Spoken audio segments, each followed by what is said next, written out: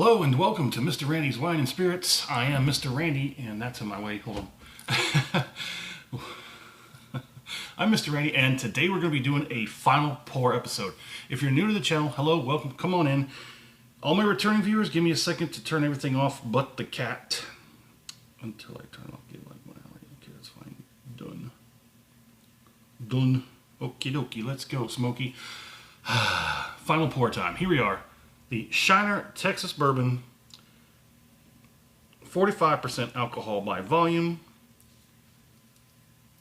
Give you just one last look at the backside. You like looking at the backside. So, I've come to, hold on just a second, cork pop. It was deep bass. Got that deep bass. Yeah, got that deep bass, baby.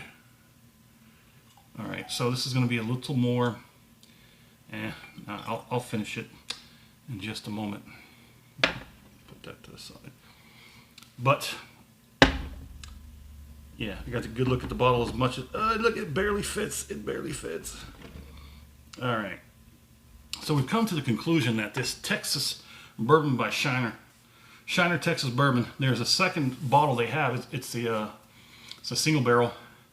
I might keep an eye out for that one. It's like I do believe it's between $60 and $80, I think, if I remember correctly.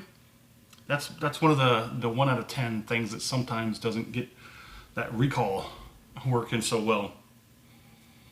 But, so, I've come to the conclusion that this is a twist between Maker's Mark, because it's got that cinnamon, that heavy-handed cinnamon, and Buffalo Trace. Oh man, it's still got pencil eraser on this final pour. So Mr. Randy does a 3-part series. First one is off the rip. Off the rip. Crack it open, get it home. Get it home first. Then crack it open. I almost gave myself away there. No, I do not drink and drive. I am a stickler for very important rules. That's how we get by. That's how we succeed. That's how we continue going forward. Off the rip, get it home, crack it open, have my first pour, share my first impressions with you because that's what we do here. Part 2, full review time. We drink it down halfway, we cork it, put it back on the shelf, let it sit for about a week and a half, 2 weeks. Let it off gas, let it decide what it really wants to be and show its true colors to me. I honestly don't try and rhyme. It's just, it happens. It's just happens. Anyways, while it's sitting there, I go online, I find as little as possible, I bring it back, I try and make it sound important. We score it, continue to drink it because part 3, final pour, where we are today, we're going to take this final pour-ish, and compare it to everything off the rip, down through the bottle. So yeah, it's very heavy-handed with the cinnamon, but it's not that good, rich, cinnamon. It's not like the Maker's Mark, but it's very akin to the Maker's Mark. But it also it's like if you took Maker's Mark, now I'm going to try that. I'm going to try and get like a, okay, so I might get like the little 50 mils of Maker's Mark, and I got to write that down. A 50 milliliter bottle, like a sampler of the Buffalo Trace, and then one of the Maker's Mark, and I want to mix them. I know it's not going to come out, it'll come out better than this, but I want to see if it tastes just like it or close enough. Because to me, it's like, it's probably more Buffalo Trace than Maker's Mark, if you will. You know what I'm saying? Like if it was 70% Buffalo Trace and about 30% Maker's Mark, and that would sort of water down, that would turn down that cinnamon blast that it has, Maker's Mark has. It's really light, but it's good.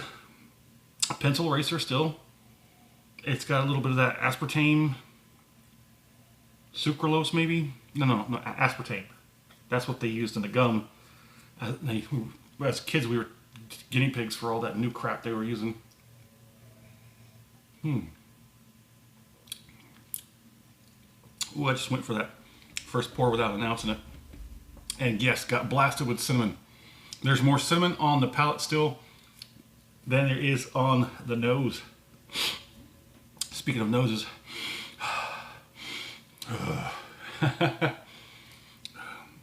I still have yet not to be acclimated to this environment, you know, down here. So now we're about 200-ish feet lower in elevation than we were before we moved here. Ooh, getting some heat on the back end. It's kind of kicking. I'll reserve that for a moment. I'm trying to work this out. Up there in Killeen Fort Hood area, we had a mountain cedar, and that was horrible. And it was about a good 3 months out of the year. And then we get some rain, and then everything would sort of level out for a few months. Down here, it's not a mountain cedar, it's various oak. So now I gotta try and go to an allergist and figure out which one it is and see if I can't get some better medication. Some days it's clear as whistle, and then some days it's like a brick. It's sitting in my sinuses.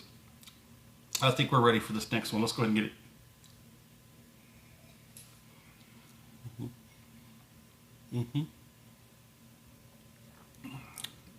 I still got some good viscosity, even at the final pour. Jeez, look at that. Yeah, 6 weeks, baby. Well, a little less than 6 weeks, but definitely more than 5. Yeah, I'm still getting a lot of cinnamon up front. It does. It does remind me a lot of Maker's Mark, but quite misses the mark, pun intended. So I'm thinking it's definitely splitting that with something else. And I'm going to guess it's going to be like Buffalo Trace. Something that's pretty solid bourbon. Nothing too fancy, nothing too extreme. Just solid bourbon. 2 solid bourbons mixing together. Okay.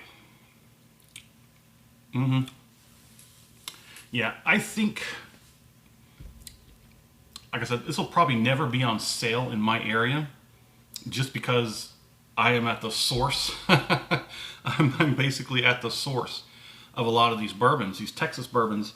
They'll probably never go on sale unless it gets discontinued, which I don't think it would, because it's pretty good. Okay, let's go ahead and do this finish.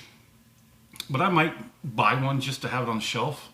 I mean, how much did we say this was? I think I got it for like $30, $35 out the door. Let's go ahead and get this finished.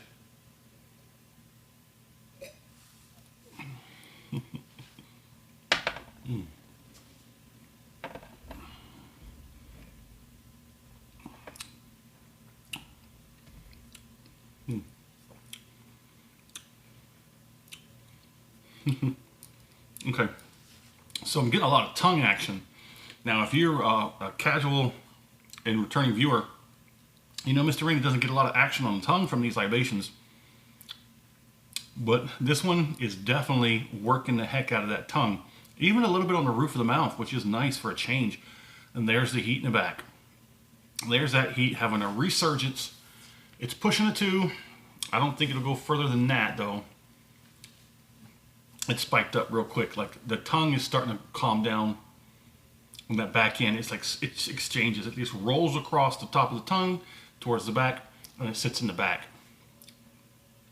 A little bit in the gums and the cheeks and the jowls. Not so much, but just enough to have a little bit of a balance. A little bit of creaminess coming through on that final edge of the finish. Still got some decent flavor. I mean, like I said, it's like a Big Red chewing gum. It's got that cinnamon, and it's got that like aspartame artificial sweetener. And it's sort of like after you've been chewing it for a few minutes and the taste basically falls flat, but it still has this lingering sort of like cinnamon type of deal. That's kind of what's going on with this cinnamon flavor. And that's basically what I feel like. I feel like I chewed on some Big Red for a while, and that flavor is sort of hanging in there. That and bourbon. So chewing Big Red, drinking bourbon. That's pretty much what I got here on the finish. If you liked the video, go ahead and hit that thumbs up button. And if you're not subscribed to the channel, go ahead and do that so that you get these videos as soon as I release them. Do me a favor, in the comment section, I would love to know what area you're in, what region on the planet, wherever you may be. I'd like to know where you are, because I like to know what kind of dynamics and demographics of libations and sorts that are around you. I'd like to know what you're drinking currently. I'd also like to know if there's anything going around in the world of libations around you that might be worth talking about. So hit me up in the comment section. Let's talk about it. And as always, thanks for stopping by here at Mr. Randy's Wine and Spirits. Definitely one worth having.